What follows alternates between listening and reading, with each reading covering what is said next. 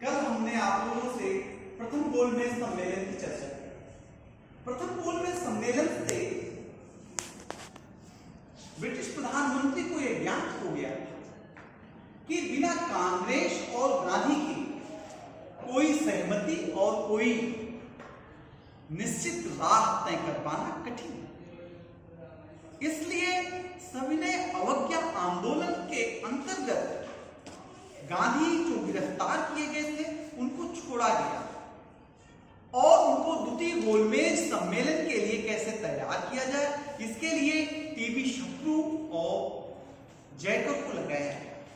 गांधी जी से शत्रु और जयकर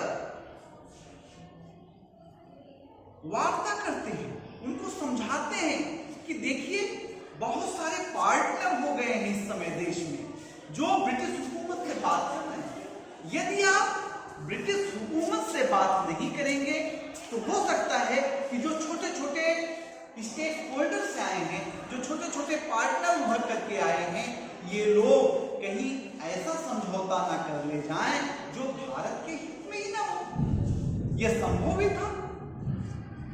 इसलिए गांधी ने इरविन से समझौता किया, जिसको हम गांधी इरविन समझौता कहते हैं। क्या कहते हैं उसको? गांधी इरविन समझौता कहते हैं। यह समझौता कब हुआ? 5 मार्च 1931 को हुआ। कब हुआ गांधी इरविन समझौता? 5 मार्च 1931 को गांधी इरविन समझौता। आप जानते हैं जब कोई भी समझौता होता है उसमें 2 पक्ष होते हैं, प्रथम पक्ष, द्वितीय पक्ष। इसमें एक पक्ष है ब्रिटिश हुकूमत अर्थात ब्रिटिश सरकार, दूसरा पक्ष है भारत अर्थात राज्य। ब्रिटिश हुकूमत का प्रतिनिधित्व कौन कर रहा है? वायसराय लॉर्ड इरविन कर रहा है। कौन कर रहा है? वायसराय इरविन कर रहा है। इरविन ने अर्थात ब्रिटिश सरकार ने यह गांधी जी को आश्वासन दिया कि हम जो भी राजनीतिक बंदी हैं, कौन?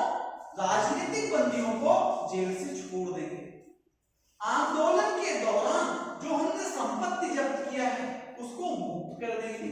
तीसरा, विदेशी वस्तुओं की जो दुकानें हैं, जो शराब की दुकानें हैं, वहां पर शांतिपूर्ण धरना देने का हम अधिकार देंगे।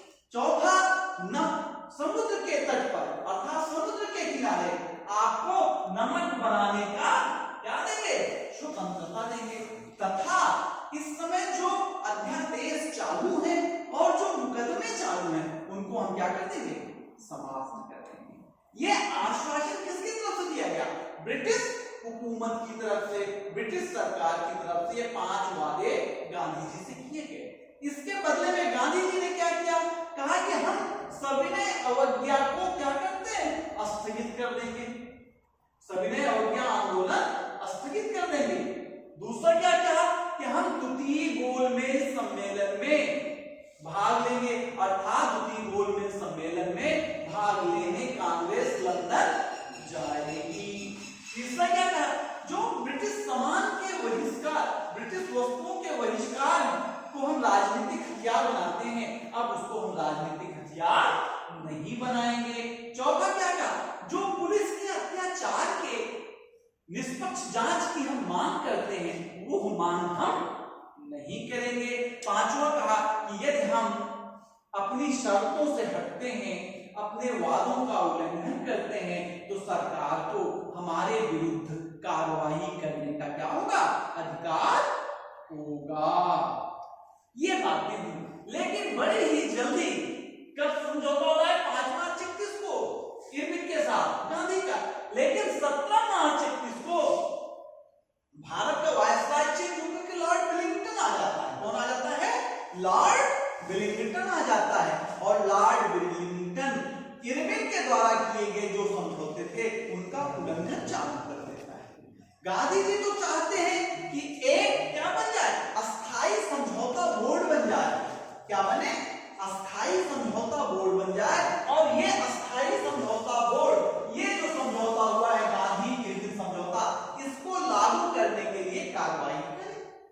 लेकिन विलिंगटन इस अस्थाई समझौता बोर्ड को बनने नहीं देता है। परिणाम क्या होता है? गांधी वायसराय को चिट्ठी लिख देते हैं